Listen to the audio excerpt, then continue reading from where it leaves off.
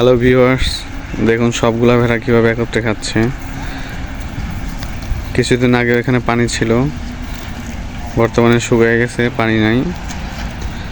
সবগুলো ভেড়া একসাথে ঘাস খাচ্ছে, সাথে বাচ্চারাও ভেড়ার সাথে ঘুরে বেড়াচ্ছে।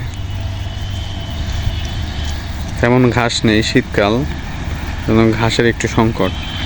তারপরে যা আছে আলহামদুলিল্লাহ যথেষ্ট, যেহেতু আমার ভেড়ার সংখ্যা মাত্র 30টা, যার কারণে কোনো সমস্যা হচ্ছে না।